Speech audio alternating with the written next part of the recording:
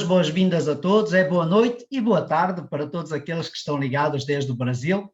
Boa noite também para a Teresa Gordo, que está lá da Holanda conosco. Temos também do Brasil, da Colômbia, que estão conosco, desde Moçambique, que estão conosco, desde Roma, desde Londres, e por isso, muito bem-vindos a todos. Neste momento, passo a palavra ao Padre Álvaro Pacheco, que é natural de Lordelo, toda a gente sabe, reside na comunidade dos missionários da Consolata em Águas Santas e este ano está a celebrar 25 anos de ordenação sacerdotal. A ele muitos parabéns, que sejam muitos mais anos de vida no sacerdócio. Ele, grande missionário, que esteve 17 anos na Coreia do Sul. Padre Álvaro, grande amigo, boa noite, bem-vindo. Então, muito boa noite a todos e obrigado. É um prazer estar desta vez aqui com vocês, já que não pude estar na primeira conferência, mas fui bem representado pelo nosso Domingos Forte. E então gostaria de brevemente introduzir a nossa oradora de hoje. Como vocês sabem, estas conferências não são uma conferência em si, tentam ser, acima de tudo, uma partilha de vida, de história, de carisma, de pertença a esta família missionária. E então achamos por bem a quando da preparação termos um missionário, uma missionária agora, e depois, dia 4, teremos também o nosso Padre Matias, que celebra os seus 50 anos de sacerdócio, e também um casal dos nossos leigos, a Vivi e o Copi. E assim apresentamos um bocadinho daquela que é a representação maior da nossa família missionária. Bom, então a nossa irmã Simona Brambila, superiora das missionárias da Consolata, nasceu no ano de 1965, entrou depois no Instituto das Missionárias da Consolata em 1988, fez os primeiros votos em 91, licenciou-se em Psicologia em 98, fez depois um período de missão em África, mais precisamente em Moçambique, de 2000 a 2002, de 2003 a 2006 foi professora no Instituto de Psicologia, na Gregoriana. De 2005 a 2011 foi conselheira-geral e desde 2011 até hoje, esta noite, tem sido superiora-geral das missionárias da Consolata. Ela poderia também ajudar-nos por causa da pandemia, dado que anda muita gente aí com problemas psicológicos, mas não é para isso que ela está aqui. Está aqui para partilhar connosco precisamente a sua experiência do nosso pai Alamano, do seu carisma e da influência dele na sua vida e no seu percurso missionário. Desde já, muito obrigado, irmã Brambila, Simona, por ter aceito o nosso convite e agora o microfone é todo teu. Muito obrigada, Padre Álvaro. É uma alegria estar aqui com todos vocês, utilizando bem estes meios de comunicação que promovem, alimentam o espírito de família. E gostaria de dizer que sim, este meu partilhar é mesmo um partilhar, não quer ser uma conferência, mas uma partilha de vida. Quer ser mesmo dar glória a Deus para o dom que é para todos nós o Padre Alamano, que as primeiras irmãs aprenderam a chamar com o nome de Pai. Até tiraram o artigo, para elas não era o Pai, era Pai, ponto. Quando elas falavam de Pai, era o Alamano, era o fundador. E assim eu também aprendi a chamar ele de Pai. O Alamano, o Beato Alamano, o pai, me acompanha muito de perto há 33 anos, desde que entrei no Instituto, claro.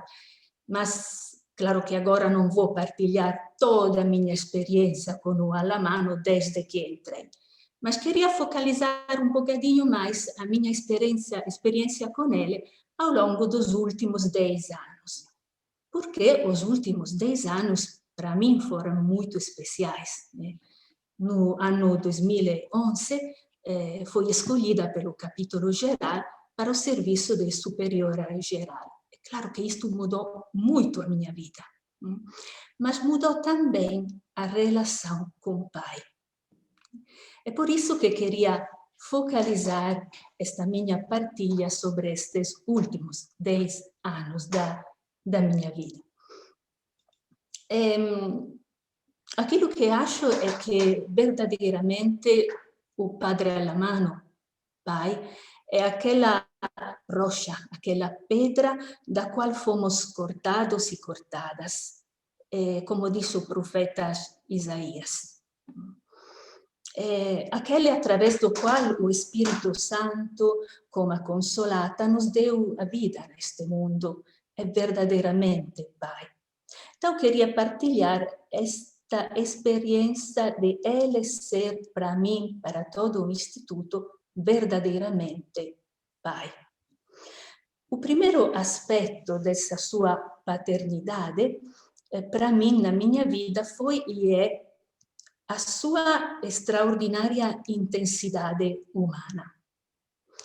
A personalidade de Pai é ao mesmo tempo simples e profunda. Aproximar-me a ele é como aproximar-me de um lago com águas límpidas e profundas e dou-me conta que há nele um movimento vital intenso. Pai é uma pessoa que nunca parou, nunca se sentou na sua vida. É uma pessoa em contínuo movimento, exterior, sim, mas sobretudo interior. Uma extraordinária vitalidade. E neste movimento percebo que as dimensões da humanidade dele são iluminadas pela luz da graça de uma maneira especial, adquirindo assim plenitude, beleza, transparência, energia, sentido e fecundidade. Sim, Pai é uma pessoa em movimento, em caminho, em procura contínua, uma pessoa ativa em todos os sentidos, em sentido físico, mas também em sentido intelectual, afetivo, tem um coração muito vivaz, o padre fundador. Em sentido relacional, em sentido prático também.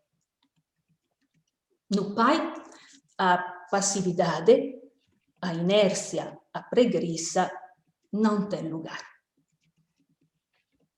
Ao contrário, tem lugar a qualidade ativa do escutar, da atenção a si mesmo, ao outro, à realidade, a Deus, a reflexão, a meditação, a contemplação, todas atividades muito intensas, atividades interiores, unidas, porém, à capacidade de estabelecer, manter, cultivar relações duradouras no tempo e de as aprofundar, de cultivar contatos com as mais diferentes pessoas, de colaborar, de tomar as mais diversas iniciativas, seja a nível social, como também a nível espiritual, religioso. E de levá-las adiante, estas iniciativas, com constância, com empenho, assumir responsabilidades e riscos, mas também a sua capacidade de pedir ajuda e conselho, de deixar-se ajudar, de colaborar. A sua capacidade de tolerar e acolher a dor, a frustração da vida e de recomeçar, o famoso nunc recomeço. Sabemos todos que a saúde de Pai, irei sempre chamá-lo assim, Pai. Sabemos todos que a saúde de Pai foi sempre muito frágil. Desde a juventude ele tinha problemas vários de saúde e se manifestavam como uma dor de cabeça muito insistente, frequente, mal de estômago, mal-estar geral e problemas pulmonares, até perder sangue. E por causa desta fragilidade física, até foi declarado inapto quando foi chamado à tropa. Mesmo assim, a sua fragilidade não o impediu de viver uma vida em cheio, plena, intensa e fecunda. O Alamano tinha uma boa inteligência, mas não era dos mais brilhantes. E conseguiu bons resultados nos estudos, seja no seminário, que depois na graduação em teologia, graças ao seu empenho sério. E o que mais me fascina na personalidade do pai é a sua vivacidade afetiva, um aspecto talvez pouco conhecido, mas bem presente na personalidade do fundador, esta vivacidade afetiva. E ele tinha uma liberdade extraordinária, diria, por aquele tempo, aquela época, a educação daquele tempo, a cultura daquele tempo, uma liberdade extraordinária de entrar em contato e de expressar o que lhe vai na alma. E, portanto, uma integração harmoniosa entre força e delicadeza, mente lúcida e coração apaixonado, nitidez de reflexão e profundidade de sentimentos. Vou somente dizer, fazer presente alguns exemplos. No seminário, José Alamano cultivou uma profunda amizade com um seu colega chamado Pedro, com quem sempre ele tinha contato até também durante as férias. Ele costumava escrever cartas, ter correspondência com Pedro. E com ele exprimia-se deste modo. Vou ler um trecho de uma carta de Alamano a Pedro, de José a Pedro. Tal como foste no passado, serás sempre parte do meu coração, cujas palpitações permanecerão na tua memória. Pedro, acredita-me quando te digo que sempre tive um afeto fraterno por ti, mas ainda quando estávamos longe um do outro. E o Alamano reencontra esta capacidade de sentimentos profundos, de amizade profunda, na relação com o padre Tiago Camisassa, seu amigo fraterno e colaborador, cofundador dos dois institutos, com quem o Alamano trabalhou por bem 42 anos na gestão do Santuário da Consolata, mas também na fundação dos dois institutos. Quando Tiago Camisassa morreu, para José Alamano foi um golpe muito duro. E o pai disse assim às irmãs: estávamos juntos há 42 anos, éramos uma coisa só e sempre nos amamos em Deus. Quando Alamano era direttore espiritual do seminário, os seminaristas costumavam fazer um pouco a comparação entre o direttore espiritual, que era Alamano, e o reitor, o superior do seminário, que era outro tipo de pessoa, o padre Soldati. E é muito interessante esta comparação que faziam entre os dois, porque o padre Soldati era um tipo, o cônego Soldati era um tipo muito reto, mas também bastante exigente, severo e até um pouco explosivo. Enquanto o Alamano era uma pessoa doce, sensível e muito delicada. E quando os seminaristas faziam esta comparação, costumavam dizer: olha, justiça e paz se beijarão. Alguns testemunhos de quem conheceu pessoalmente o pai fundador, tiradas do processo para sua canonização, dizem assim: o Alamano tinha, por natureza, um espírito delicado, afetivo, sensível, comunicativo. Era dono de uma sensibilidade extrema. ao ponto de se preocupar em resolver as mais pequenas necessidades dos outros. Era muito delicado com todos e manifestava esta delicadeza com as palavras e o trato. Uma irmã que lhe era muito próxima conta: a sua caridade era muito fina e delicada. Ricordo che un dia, quando tive che mandare embora una postulante, ela me chamou e disse assim: "Vês, poucos dias depois de vocês entrarem no instituto, eu considero-vos como filhas. É por isso que sofro imenso quando sou obrigado a mandar alguém embora do instituto." E enquanto falava, vi que lhe nasciam 2 lágrimas nos olhos. Aqui o testemunho da irmã.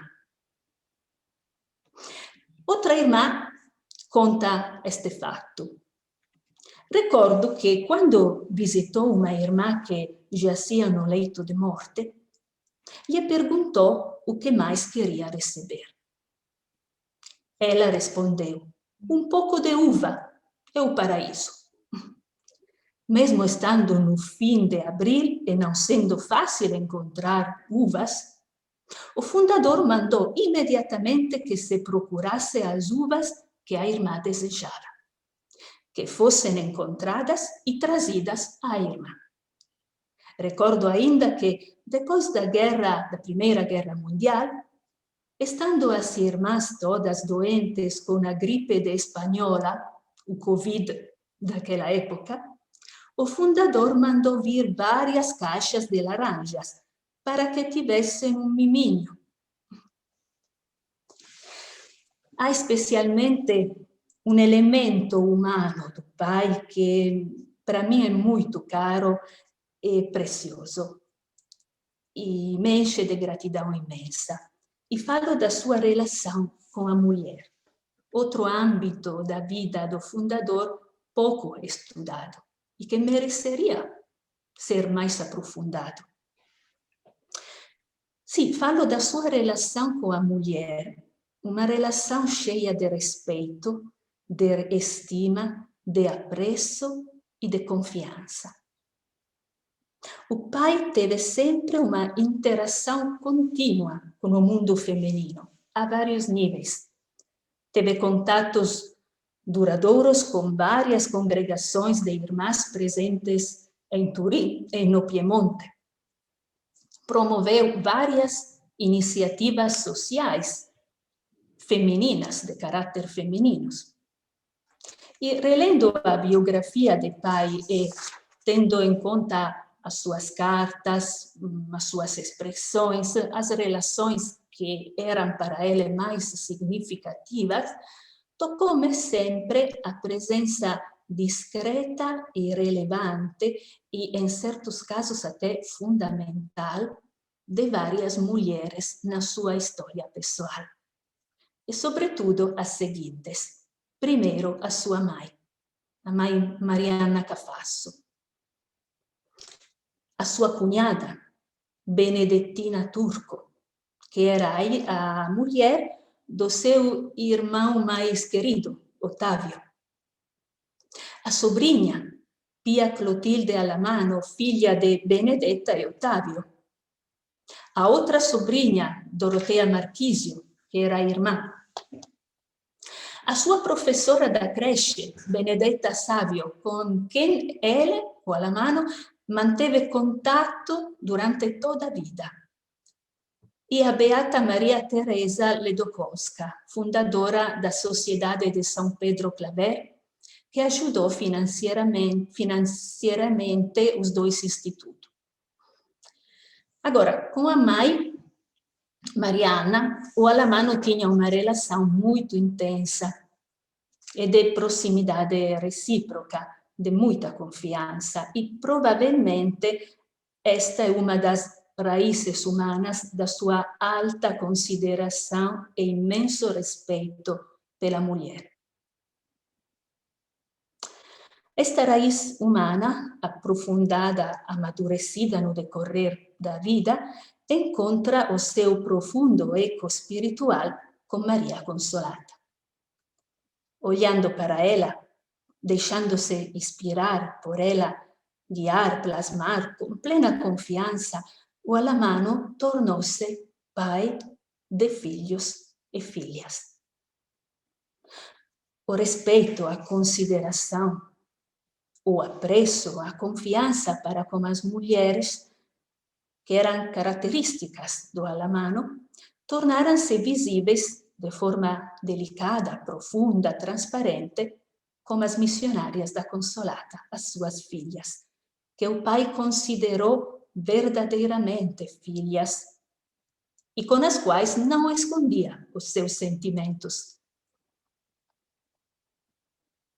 A irmã Clara Strapazzon, que era uma das irmãs mais próximas do fundador, recorda uma expressão que ele usou para justificar a sua emoção enquanto se despedia de algumas irmãs que partiam para o Quênia.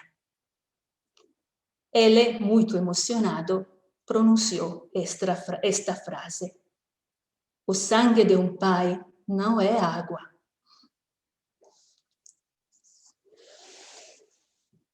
O fundador, com certeza, é descrito em muitos testemunhos como muito paterno.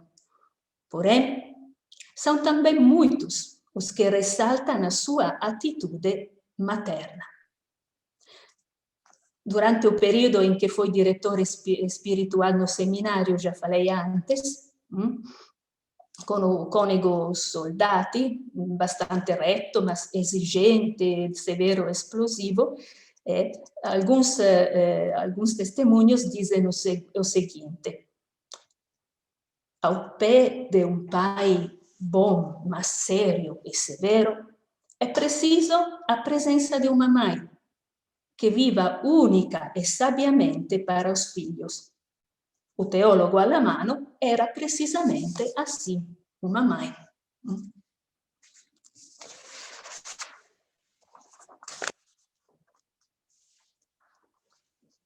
Recordo-me de ter ficado muito contente ao ler nos atos do 9º capítulo geral nosso das Irmãs da Consolata, realizado em 2005, que a missionária da Consolata se reconhece como uma mulher com os traços de Maria Consolata, que se empenha a viver com fé, se torna consolação e que encontra em Cristo o segredo para gerar e promover a vida. Aqui o sentido da maternidade.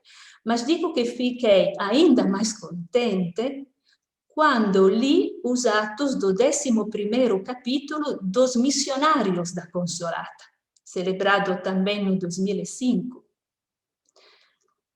que dizem assim: o estilo materno da Consolata permeia e forma o nosso ser e fazer missão.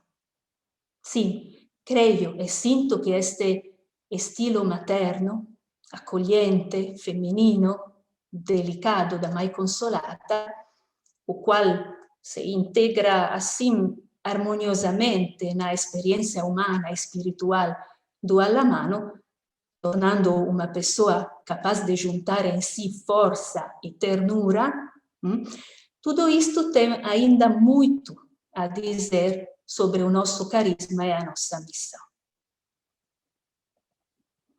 O padre Tubaldo, na sua grande obra dedicada ao fundador, fala de fato da intensidade espiritual do Alamano. Eu diria intensidade interior, que com certeza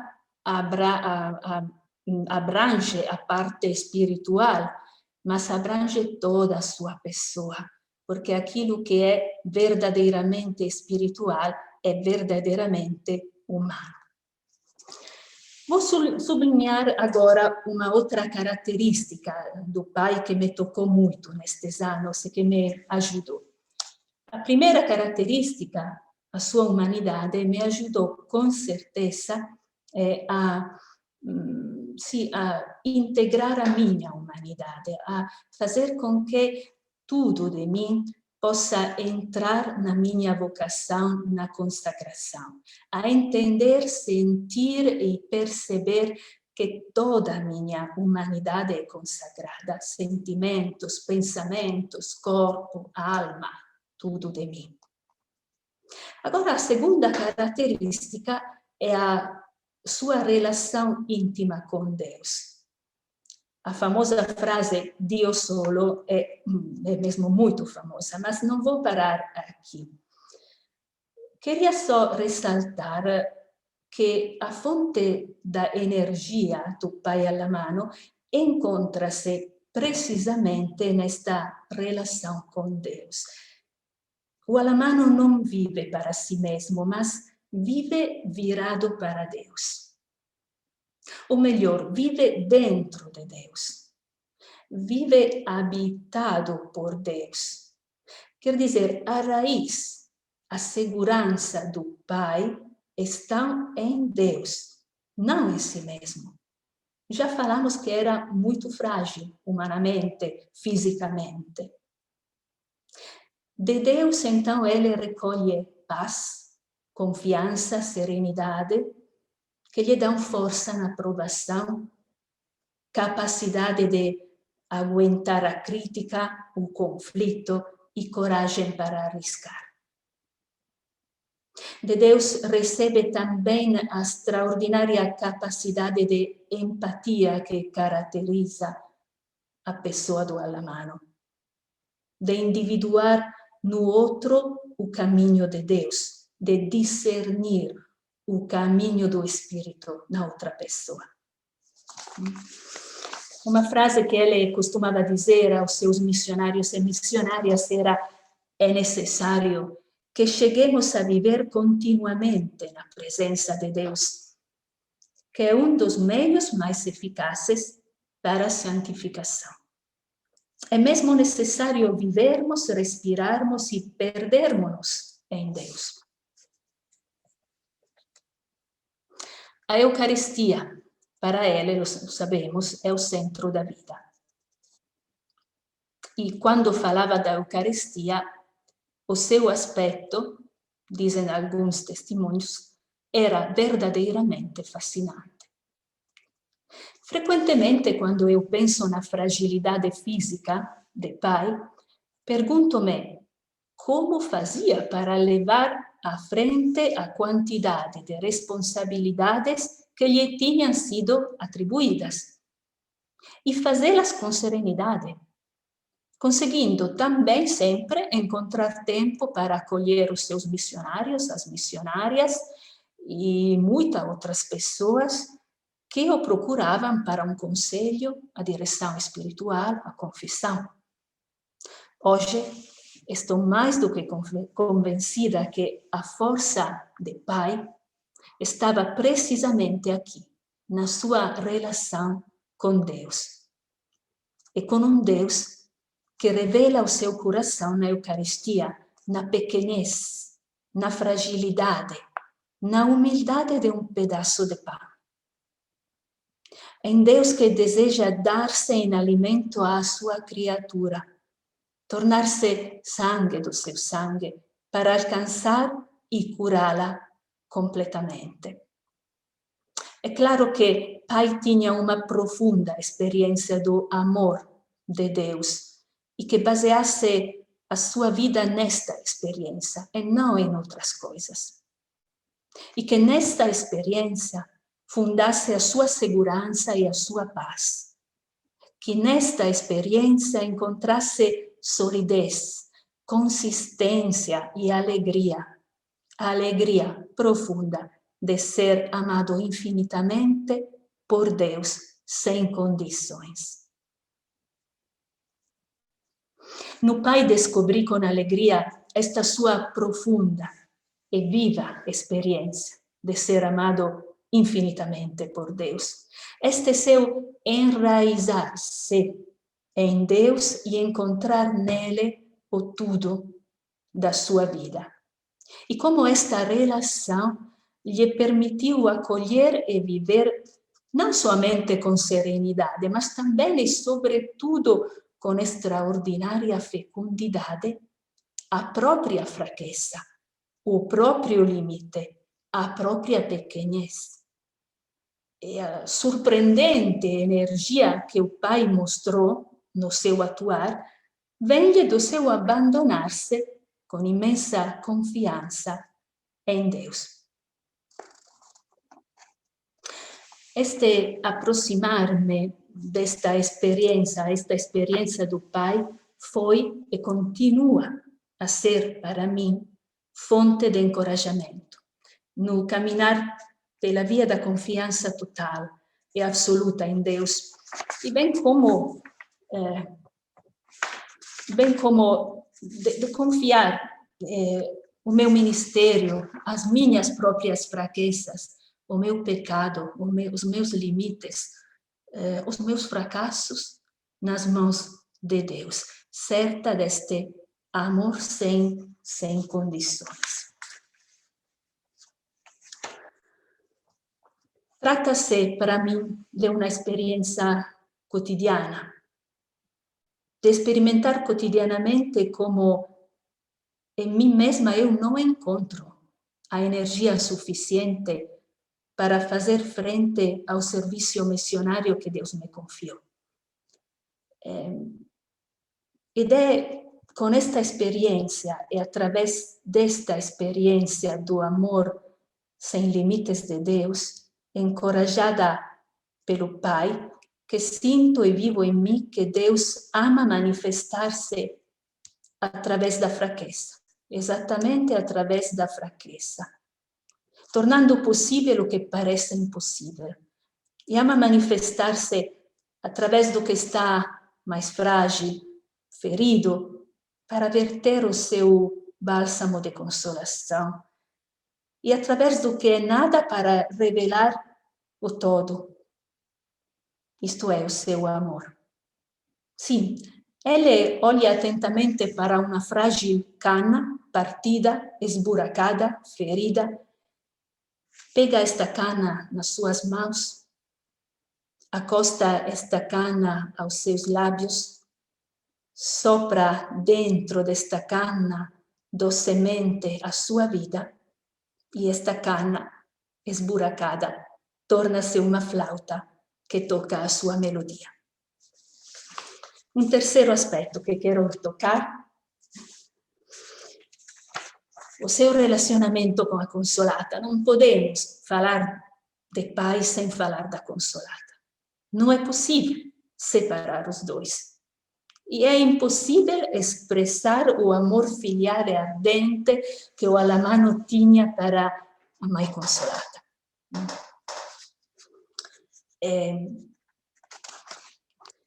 Aos seus filhos e filhas, o Alamano falava muito da Consolata.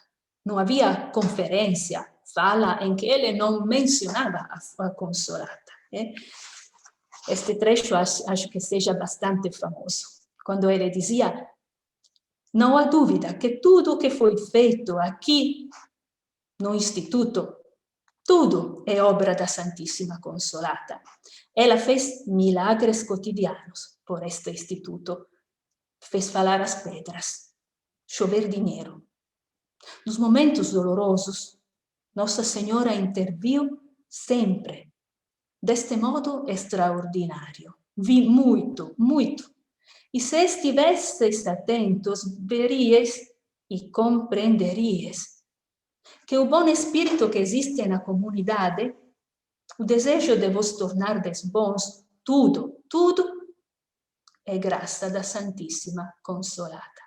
Sim, Pai atribuía tudo à Consolata. Ele costumava dizer que não sou eu que faço, é a Consolata.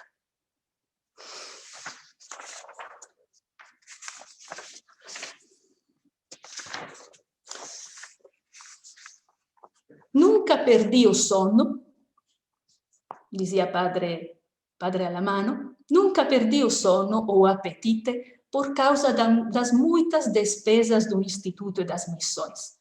Digo-lhe, preocupa-te tu, porque se fizerdes boa figura, o mérito é teu. A relação entre Pai e a Consolata é muito simples e ao mesmo tempo é profunda, doce e intensa. Pai tinha nela uma confiança sem limites.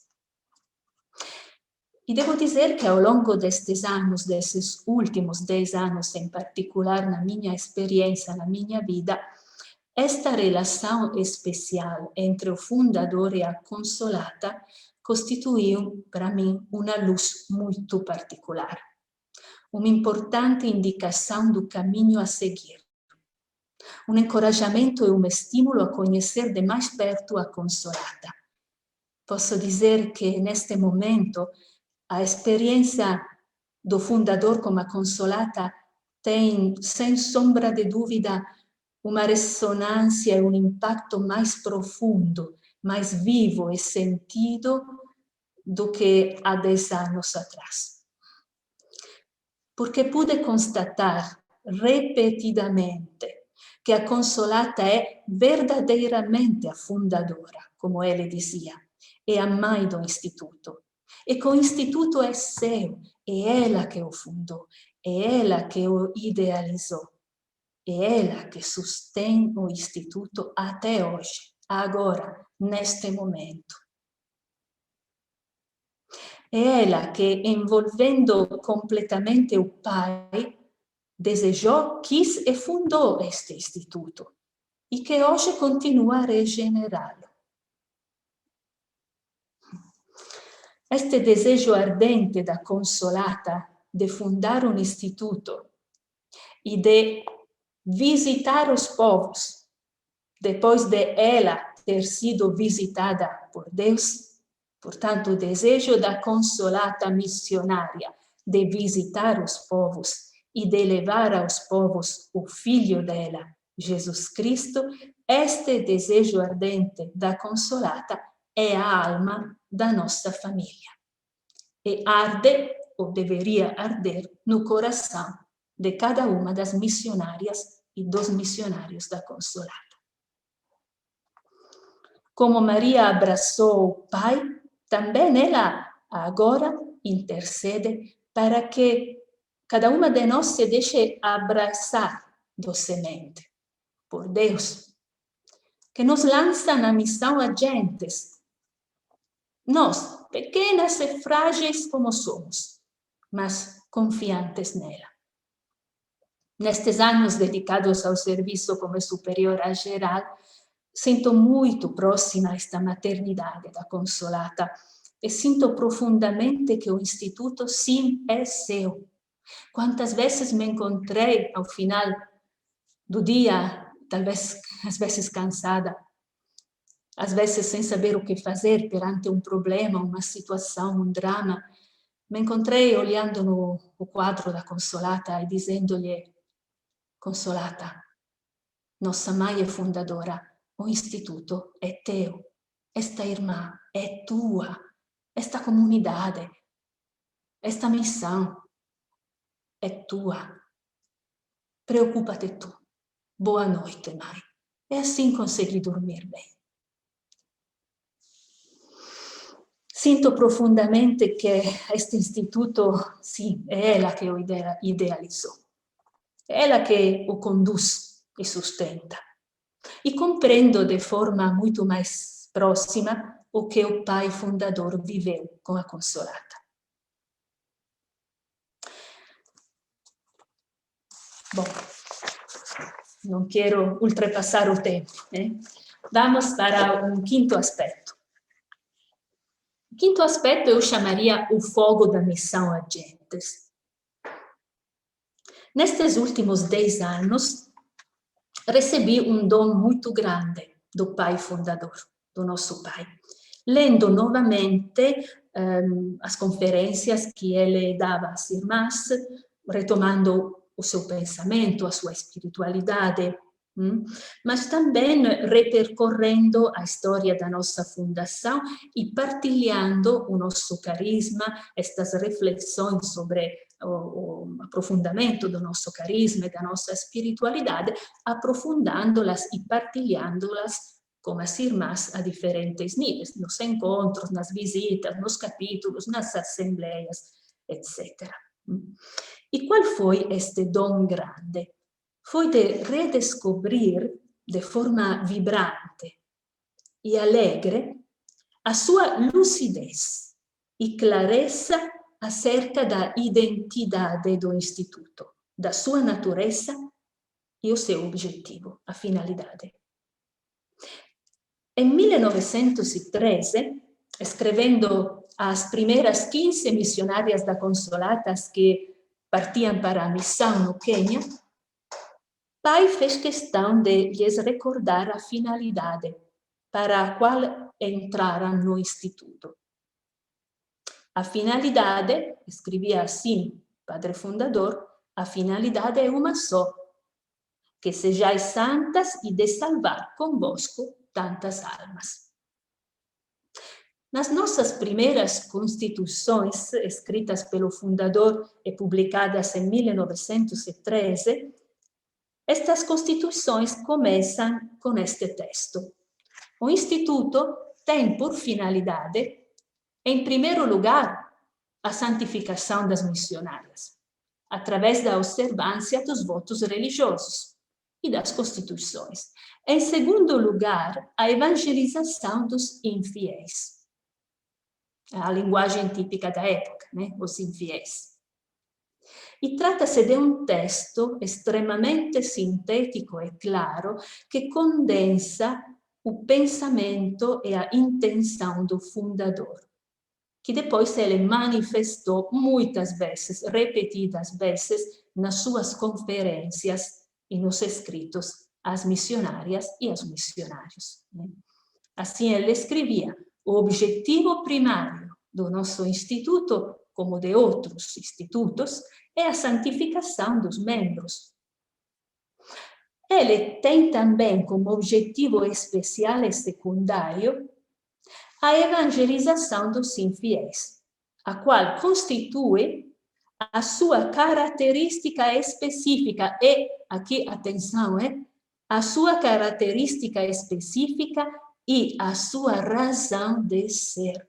Portanto, a evangelização dos não cristãos constitui, conforme as palavras e os pensamentos do fundador, a razão de ser do Instituto.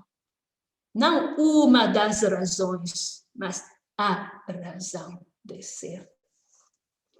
Teria outras expressões, mas não vou me repetir. Ok. Fiz confusão com as folhas. Não faz mal. Vamos à frente. Para nós, missionárias da Consolata, o capítulo extraordinário celebrado em 2014 para a aprovação das constituições renovadas, foi um momento de graça muito especial. Na sala do capítulo, durante toda a duração do capítulo, esteve exposta uma relíquia do pai fundador. Debaixo do seu olhar amoroso e paterno e materno, acompanhadas da sua presença, experimentamos uma profunda sintonia de mente e de coração sobre o específico da nossa identidade e do nosso carisma. Quando juntas nos perguntamos que tipo de instituto queríamos ser, como nos queríamos ver e onde queríamos estar presentes, os nossos corações vibraram em uníssono, recordando, fazendo memória sentida e grata do objetivo pelo qual o Pai nos fundou. Esta finalidade específica, esta razão de ser. O anúncio aos não cristãos no estilo de Maria Consolata. Aqui quero citar as palavras da irmã Leonella, a nossa beata Leonella Sgorbati. O fundador deu-nos um rosto, o da mãe, deu-nos um coração, o da Virgem ternurenta e humilde. Deu-nos uma missão, levar a consolação, Jesus, amor do Pai, a quem não o conhece. E esta renovada e alegre consciência reavivou em mim e em todo o Instituto, naquele capítulo e depois do capítulo de 2014, o fogo da missão às gentes. E daqui também nas escolhas concretas, né? Falo de todo o processo de reorganização do Instituto, falo da decisão de fechar muitas comunidades nossas, onde estávamos presentes há muito tempo e onde a igreja já tinha um seu caminho. E de abrir pequenas, humildes presenças em contextos de primeira evangelização entre os não cristãos. Portanto, Cazaquistão, Quirguistão, presença intercongregacional em Afeganistão.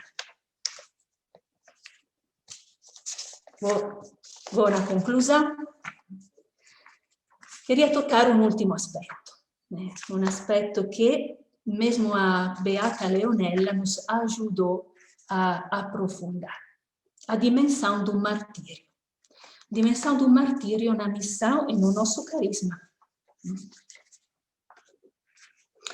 As primeiras irmãs que partiram lá no 1913 não foram enviadas para o Quênia para uma experiência missionária. Partiram, sim, para uma missão ad vitam, quer dizer, por toda a vida, para toda a vida. Partiram para se inserir em um novo ambiente, encontrar um povo novo e viver ali a sua missão segundo o espírito do Instituto. Portanto, a expressão ad vitam refere-se não só à duração no tempo, para toda a vida. Claro que sim, é para toda a vida.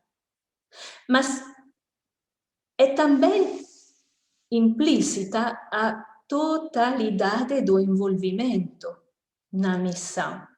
Toda a minha vida se envolve na missão. Nada é deixado por fora. O meu corpo, a minha mente, o meu coração, os meus afetos, a minha alma, somos todas na missão.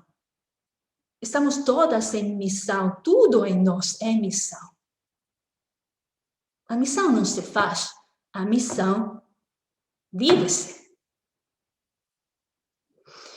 Porque a missão é um fogo de amor que te envolve, te penetra, te transforma e te leva consigo. Sim, o missionário, a missionária é presa, é elevada pelo fogo sagrado de Deus. E aqui o fundador dizia assim: a caridade para com Deus é necessária, de modo particular para cada um de nós que recebemos a vocação e a missão de a comunicar. Eu vim para lançar fogo ao mundo, dizia Jesus, e quem me dera que estivesse já a arder. E o fundador acrescentava: como poderemos comunicar este fogo sagrado? O fundador utilizou esta expressão, este fogo sagrado, se em primeiro lugar não estamos cheios dele? Sim. A missão é de Deus que nos envolve neste fogo sagrado e nos lança como faíscas no mundo. O fundador dizia ainda: ninguém pode dar o que não tem. Podemos administrar um sacramento, mesmo se não somos santos, mas converter as pessoas, não. Geralmente, Deus não toca o coração a quem não está unido a Ele com grande caridade, a um nível tal de poder pretender fazer milagres. Acreditem que quem não arde não incendeia. Quem não tem fogo do amor não pode comunicar. Os que não ardem com este fogo divino nunca poderão ser missionários e missionárias. Onde quero chegar com isso? Agora vou chegar.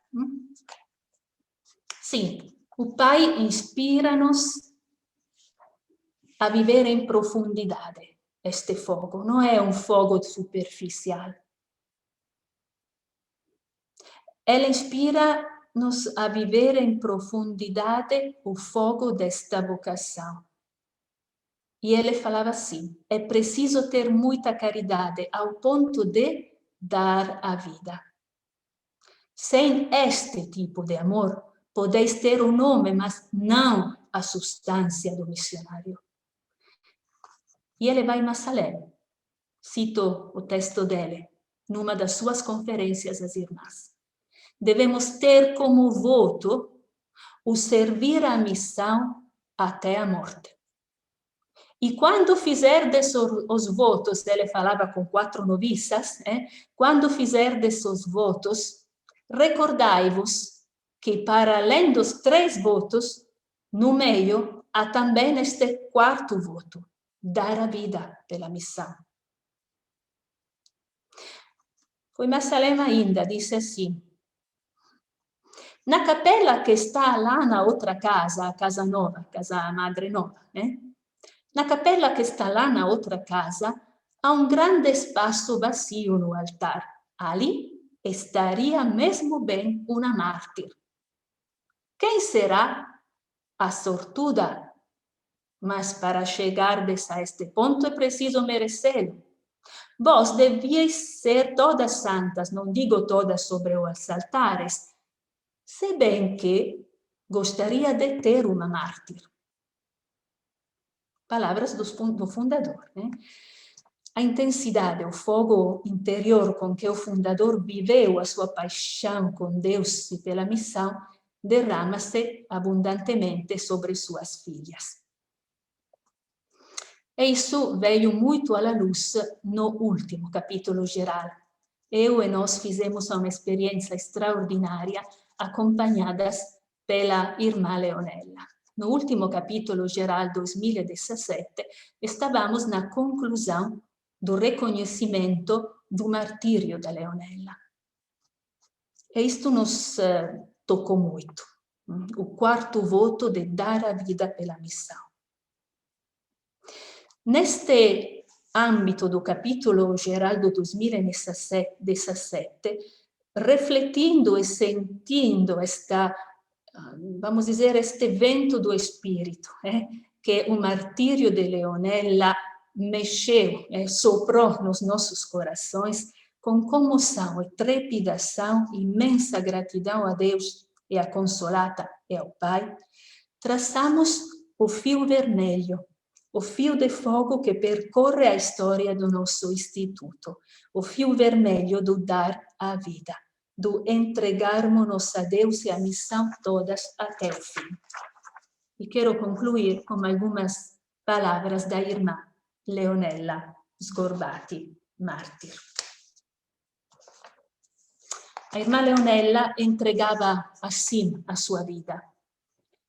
A tua vida, o teu amor, o teu sangue, Jesus Cristo, receba a minha vida, o meu amor, o meu sangue. Sinto-me pobre, incapaz, mas aceita-me na mesma, estou certa do teu amor e do teu acolhimento. E ainda, poucos meses antes de ser morta em Somália, ela escreveu no seu diário: Consolata, Maria, minha mãe, também eu me entreguei. Quero ser carne, quero ser corpo seu na Eucaristia, com ele, seu sangue, vida dada, mãe de ternura. Torna-me mansa. Tem-me contigo no Espírito, no Pai, no Filho. E sobre o túmulo do Pai fundador, em oração, poucos meses antes do martírio, Leonella rezou assim, pediu assim: Pai, dá-me a força do verdadeiro seguimento, do seguimento perseverante. Faz-me dar, na verdade, a minha vida em união a Ele. Cada dia, momento a momento, com fidelidade, verdade, na reciprocidade, em união total. Concede-me esta graça realiza para mim este milagre, Pai. É este o dom que te peço, de ser verdadeiramente tua filha no seguimento de Cristo. Entrego-me aqui, nas tuas mãos, renovando os meus votos. E depois desta oração, foi escrever no seu diário, aqui estamos em fevereiro de 2006, o martírio aconteceu em Mogadishu, Somália, em setembro de 2006. Em fevereiro ela escreveu: o meu ir para a Somália é resposta a um chamamento. Tu, Deus Pai, amaste tanto a Somália ao ponto de dares o teu filho. E eu digo com ele: este é o meu corpo, este é o meu sangue, entregue para a salvação de todos. A missão na Somália é o que me pedes agora, Pai. Dou-te a minha vida em tudo e por tudo, tal como desejas. Chamaste-me a amar-te, a amar as irmãs, a amar as pessoas, a amar os meus irmãos muçulmanos. Possede-me, Senhor, e ama em mim, para que eu seja uma coisa só em ti, e que tu possas dar a alegria de sentirem amados, de se sentirem amados por ti. O fio vermelho, o fio de fogo, o fio de dar a vida percorre o nosso instituto. Uma palavra de agradecimento, posso?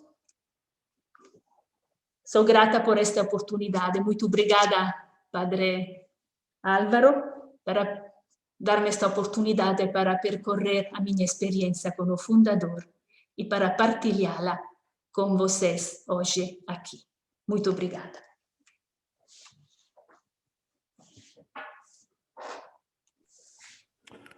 Bom, então eu também agradeço à irmã Simona por este testemunho, por esta partilha. É sempre bom termos perspectivas diferentes sobre o mesmo personagem, digamos assim, que é importante e imprescindível na nossa vida missionária, na nossa identidade missionária também, e no contexto desta celebração do Alamano. Então, com esta conferência, queríamos também diversificar, digamos assim, o mais possível as nossas experiências e, como tal, agradeço também, não só como responsável das irmãs, mas também como nossa irmã, na fé e na missão, pela tua disponibilidade a esta partilha. Vocês sabem, todos que estão a ouvir, que as irmãs e os padres superiores gerais são muito, muito ocupados, por isso foi muito bom ter tido esta oportunidade também para estarmos contigo e tu connosco nesta celebração do nosso Pai. Bom, vou passar a palavra à Teresa, que é a nossa secretária, e que está a reunir as vossas questões, e então vamos ouvir para a irmã Simona responder às interrogações e curiosidades que tenhamos para lhe colocar. Teresa, a palavra é tua. Olá, boa noite a todos. Olá, irmã Simona, como está? Muito obrigada, antes de mais nada, pelas tuas palavras. Isto foi mesmo uma partilha muito, muito rica e muito profunda, e a vantagem do digital, e sabemos assim, é que isto vai ficar gravado e em qualquer altura vamos poder reouvir, tornar para fazer calar fundo mesmo, porque foi, mesmo que alguém quisesse tomar notas, não conseguia, tão bom e tão rico era e tão cativante que foi. Nós já temos aqui assim algumas perguntas, eu vou tentar agrupá-las para também não ser tão prolongado no tempo. Deixa-me pegar aqui assim, aqui no bate-papo, isto anda aqui para trás e para a frente. Então, primeira pergunta, a irmã falou de 6 pontos importantes sobre o carisma do Alamano e dos institutos por ele fundados. Se tivesse que escolher uma só, qual seria a mais importante para o Alamano, na sua perspectiva? Posso responder agora? Sim, já agora deixe-me juntar-lhe a outra que eu penso que é capaz de interligar-se. Nestas novas vocações, quais são as características mais difíceis de assumir ou integrar na vida consagrada? Pode repetir esta pergunta, por favor, não ouvi bem. Nas novas vocações, quais são as características mais difíceis de assumir ou integrar na vida consagrada? Aquelas características que o Alamano queria para as irmãs.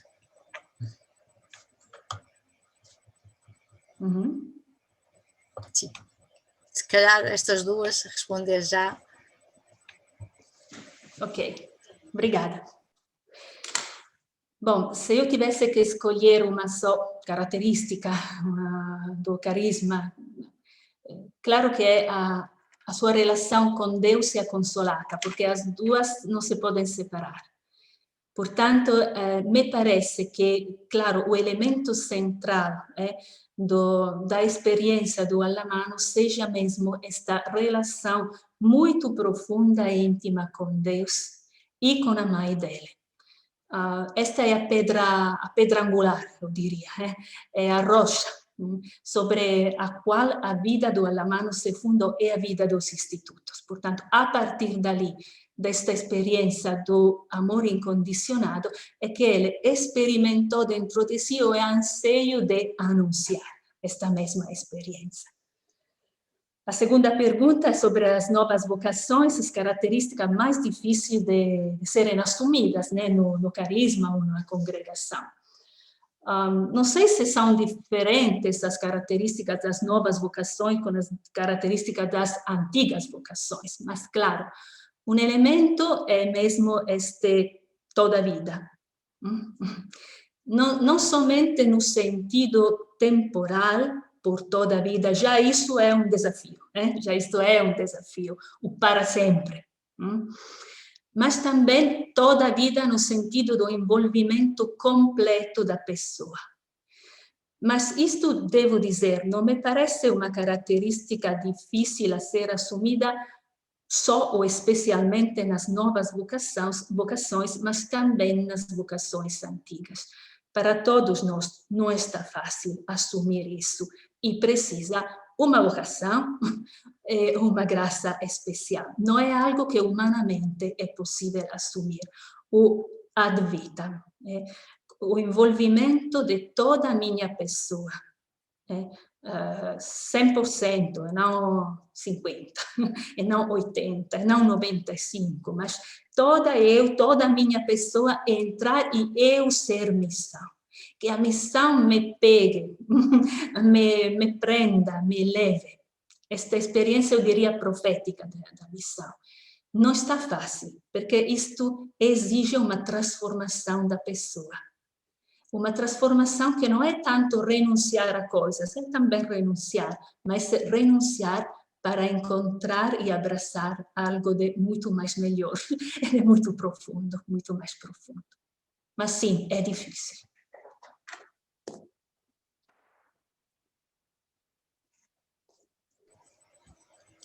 Obrigada.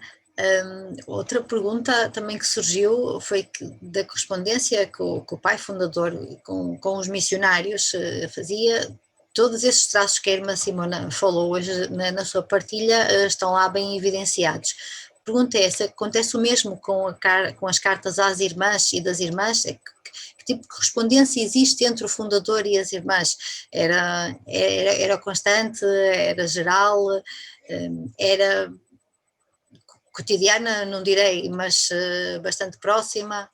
Portanto, que tipo de correspondência é que existe entre o fundador e as irmãs? O fundador manteve um contato muito intenso, seja com os missionários, como também com as missionárias.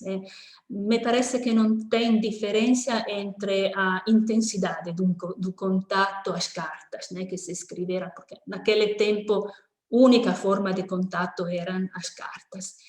E temos muitas cartas dirigidas às irmãs e muitas cartas das irmãs ao fundador. De fato, alguns dos trechos que eu referi são de cartas dirigidas, escritas a irmãs, especialmente com as irmãs responsáveis dos grupos missionários, as superioras das comunidades, por exemplo.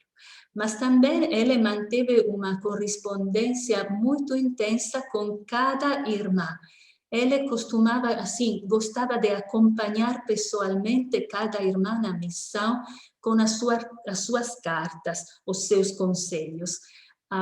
Temos que ter presente que estas irmãs eram muito novas, né? Eram irmãs que, quando saíram da Itália, nenhuma delas tinha 30 anos. E tinham poucos meses devotos.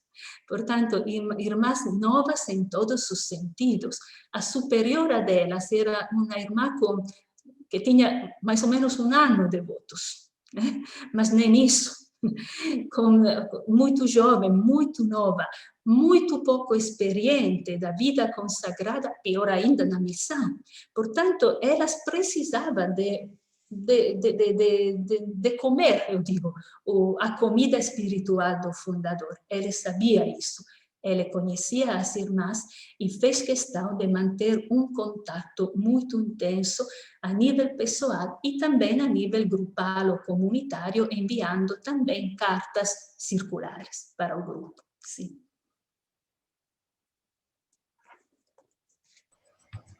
Obrigada. Tenho aqui assim mais 2 perguntas que penso que é mais fácil assim. Peço já desde já desculpa pela pronúncia, que eu acho que não vou conseguir pronunciar corretamente. Como articular o ser pai e mãe ao mesmo tempo na figura do padre fundador, no momento em que se fala de um Dio que foi madre, sobretudo na presença de um fundador pai e uma fundadora, que é a mãe consolata, especialmente numa congregação religiosa e missionária, onde alguns membros dizem Moluku te amai, Deus é mãe. E já agora, um desafio também, se o Alamano estivesse aqui hoje, depois de toda a riqueza espiritual que ele nos deixou, o que é que acha que ele pediria aos seus missionários e às suas missionárias para que a missão continue viva e consoladora? Então, vamos sim, começar com a primeira, né? Aqui me provocou muito bem. Porque tocou um aspecto que me apaixona de maneira especial, né? E depois eu posso já adivinhar quem fez esta pergunta, Mulukumar, né? Makua. Então, me parece muito fascinante esta parte. Eu gostaria muito de ter o tempo, uma vez que vou terminar este serviço, daqui a 2 aninhos, né? Vou concluir. Aprofundar muito esta parte da espiritualidade do fundador do nosso carisma e da atuação missionária na integração do aspecto feminino e masculino. Como queria especificar isso, quando eu falo do aspecto feminino e masculino, não entendo aquilo que é exclusivo de uma mulher ou aquilo que é exclusivo de um homem, mas o aspecto masculino e feminino que toda pessoa tem em si, como experiência humana, e todo grupo tem em si. Eu sou mulher, mas na minha experiência humana tenho e devo ter aspectos masculinos, só que um pouco de psicologia vai bem, né? Como dizer, valorizar esta integração? Me parece que nós temos um material extraordinário já na personalidade e na espiritualidade do fundador. Como ele humanamente, naquele tempo, naquela cultura, com aquela educação, conseguiu integrar tão harmonicamente, a nível humano e espiritual, estas 2 dimensões, sendo completamente pai, completamente homem, mas mesmo porque era completamente pai, tendo, como dizer, englobado em si estes aspectos de ternura, de delicadeza, de acolhida e de empatia. Né? Portanto, temos aqui um material já extraordinário a nível humano. Na espiritualidade, como interagiu, como dizer, a Consolata com o fundador. O aspetto meramente, prettamente feminino da Consolata, materno da Consolata, e o aspetto paterno do fundador, como estas 2 componentes se integraram para originar as nossas famílias. E como também as 2 componentes, masculina e feminina do Instituto, na mente e no coração do fundador, eram criadas para interagir, se complementar, colaborar e entrar em comunhão. Isto, eu diria, é constitutivo da nossa espiritualidade e do nosso carisma. O nosso carisma tem dentro de si esta beleza, este elemento, esta pérola, que é uma integração, diria, extraordinária entre uma visão humana e espiritual feminina e materna e uma visão humana e espiritual masculina e paterna. Acho que temos ainda muito para trabalhar e aprofundar neste sentido. Claro que quem fez esta pergunta mencionou Molucco, né? Mencionou uma cultura particular, matriarcal, em que como missionárias e missionárias temos a sorte e a graça de viver a nossa missão no norte de Moçambique, que, claro, o contato com esta cultura, com esta espiritualidade materna de Deus, por exemplo, acentuou, evidenciou e salientou muito bem este aspecto materno do nosso carisma. Vou parar aqui, porque aqui vou me apaixonar muito e é perigoso. Dava uma outra conferência por si só. Melhor deixar isso. E o que o fundador hoje talvez iria pedir, né, para os missionários e as missionárias? Me parece duas coisas. Né? Sejam apaixonados pela missão, por Deus e pela missão que é de Deus. Primeiro, apaixonado, paixão missionária, este fogo que falei, este fio vermelho, este ardor missionário que as nossas primeiras irmãs e os nossos primeiros padres e irmãos tinham de maneira tão especial, tão extraordinária, tão linda, tão forte. A paixão. Segundo, a família. Né? Querer-se bem entre nós como irmãos e irmãs, da mesma família, do mesmo sangue, porque temos o mesmo pai e a mesma mãe, o fundador e a consolada. Portanto, diria, a paixão é o espírito de família. Obrigada. Acho que ainda temos mais duas perguntas. Sim, ainda temos tempo para mais duas. Padre Simão Pedro, sim? Então, uma das perguntas é um bocadinho atual, assim, neste tempo de pandemia, em que tantas atividades, aquilo que mais nos leva, que mais nos caracteriza, que é o estar com, o ir ao encontro de, neste tempo é bastante difícil, se não todo impossível, em algumas partes, não é? Neste tempo de pandemia, o que é que aconselharia aos missionários e às missionárias hoje? Como continuar a sentir-se estar? Porque falar e estar próximo sim, mas em algumas missões, se não for ao encontro de, é difícil esta comunicação e esta passar a mensagem. Portanto, o que é que aconselharia aos nossos missionários neste tempo de pandemia? E já agora ia juntar outra pergunta, que é, hoje em dia tudo é tão imediato e efêmero, tudo são as mensagens, os tweets, é tudo muito rápido, e no entanto que é uma forma de estar presente, certo, mas a profundidade de uma carta e de um escrito que se mantém perdeu-se. Portanto, como é que conseguiríamos transformar as novas tecnologias, este imediato, em algo que realmente fique, perdure e que nos ajude a refletir, porque o refletir leva tempo, não é uma coisa de segundos. Não sei se me consegui fazer entender. Sim. Obrigada. Pandemia, né? O que eu aconselharia? Bom, me parece que duas coisas, né? Neste tempo de lockdown, confinamento, talvez é um pouco como outros tempos que aconteceram, pelo menos em algumas nossas missões, estou pensando na Libéria, em Moçambique, aqueles tempos de guerra, aqueles tempos dramáticos em que os missionários e as missionárias não podiam sair de casa, não porque tinham um vírus lá fora, mas porque estavam impedidos a sair, por muitas condições sociais, políticas, guerra. E me parece que temos muito que aprender destes missionários e missionárias, como utilizaram este tempo, por exemplo, para aprofundar aquele Dio solo, Deus só, que o fundador continuamente indica e recomenda. Aquela relação com Deus que é fonte da missão e que é missão, porque é Deus missionário, nós somos somente envolvidos na missão, mas Deus é que é missão. Portanto, o aspecto da profundidade, que pode ser rescatado dentro deste período de pandemia.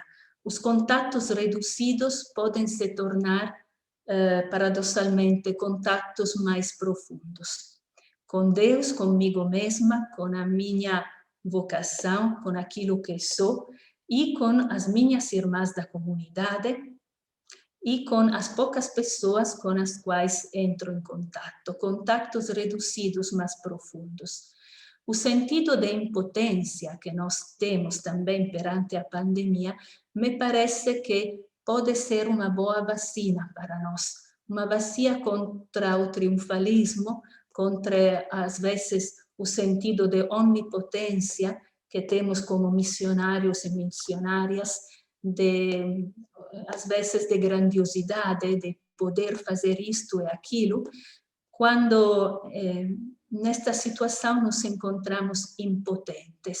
E descobrir que é nesta impotência, vivida com ternura e compaixão, que o Cristo demonstrou o amor do Pai, não quando era potente, mas quando era impotente, cravado na cruz. Isto tem também a ver com a segunda pergunta, de qualquer forma. A rapidez da comunicação, falta a profundidade, né? Me parece que neste tempo de pandemia, mas também neste tempo, nesta era digital de comunicação tão rápida, como um antídoto, outra vez, ou como via de fecundidade, temos mesmo aquela do silêncio e da profundidade e da comunicação verdadeira e profunda com o outro. Quero dizer isto. Sim, no chat, no Twitter, podemos comunicar muitos conteúdos, mas podemos comunicar pouca paixão, volto a esta palavra. No contato com poucas pessoas, mas pondo muito cuidado, muita cura, se diz em italiano, cuidar muito destes poucos contatos que talvez posso tocar o coração do outro, ficando perto dele, deixando por lado tudo aquilo que é mais rápido, mas tentando com as poucas pessoas, não com muitas, mas com poucas pessoas, e isto é também característica do nosso carisma, o contato individual, um por um, e nunca de massa, de multidões, mas cuidando muito o contato individual com aquelas poucas pessoas que conseguimos alcançar. Me parece que, vamos dizer, por um lado tem o fast food, por outro lado tem o slow food. Fast food são o Twitter, toda este chat. O slow food é poder perder tempo, muito tempo com uma pessoa na escuta. E poder assumir no próprio coração o sentimento, o problema, como dizer, o sentir do outro, perder muito tempo na escuta. Não sei, eu me estou referindo a este tempo do meu lockdown, onde eu não pude visitar as irmãs. Tive que cancelar todas as visitas canônicas, as conferências regionais, as assembleias, até o intercapítulo. E ao início eu pensei, mas como será possível ter este contato e ter um contato qualitativo? de fato descobri que também através destes meios, aqui como estamos falando, é possível perder, utilizar muito tempo de escuta com as irmãs, e tempo de qualidade. Não é um tweet, não é um chat, não é um SMS, não é um WhatsApp, são horas, às vezes, através destes meios, escutando. E me parece que isto seja ainda possível. Oxalá que este tempo de confinamento, de lockdown, nos ajude a saborear mais o tempo da escuta, o tempo de ficar em silêncio, escutando e tomando no próprio coração o que a outra pessoa vive, sem fugir através do chat ou do WhatsApp. Pronto, não vou mais além disso. Obrigada. Obrigada a nós pela sua presença, pelas suas palavras. Só ressaltar aqui uma mensagem que nos apareceu aqui. Parabéns, que acho que é um sentimento comum, que toda a beleza, a profundidade e a grande paixão que demonstrou com a sua partilha. E como o Alamano disse, como a irmã referiu, a missão não se faz, vive-se. Obrigada mais uma vez, e agora passo a palavra ao Padre Bernard para concluirmos esta partilha. Bernard, boa noite. Boa noite, Teresa, obrigado. Muito bem, muito obrigado, irmã Simona, pela partilha muito interessante, por esta partilha de vida, partilhando conosco a tua experiência como irmã, como missionária da Consolado, como superiora geral, mas sobretudo esta experiência de vida, digamos, da tua relação, como disseste, com o Pai. Portanto, obrigado mais uma vez e agradecemos por teres encontrado algum tempo para estar conosco hoje. Bom, e obrigado a todos aqui presentes hoje, desde aqui em Portugal, Itália, Europa e todos que estão a acompanhar-nos hoje. Para terminar este momento assim de partilha e de encontro, passaremos a palavra, o espaço aos nossos amigos Pedro, Dulce e Simão. São os nossos amigos, uma família musical, que vai terminar este momento assim, de uma maneira musical também, que será uma oração, digamos, uma oração final.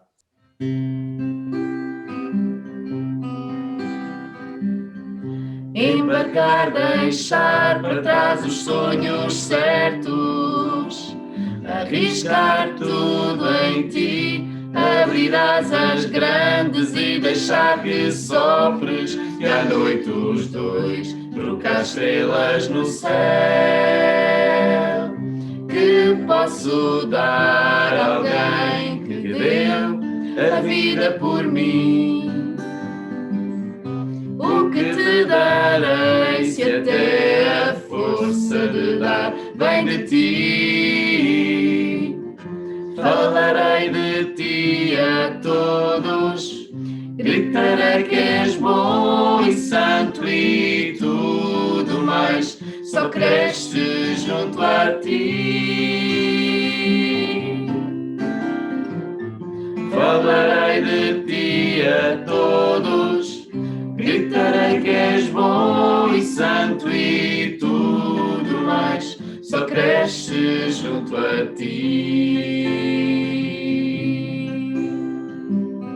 Navegar pelo mar e acordar com as ondas, ser forte só em ti, pisar ilhas novas, acampar na praia, e à noite os dois trocar estrelas no céu. Que posso dar a alguém que deu a vida por mim?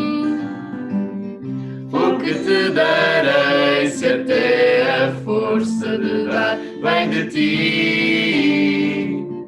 Falarei de ti a todos, gritarei que és bom e santo e tudo mais só cresce junto a ti.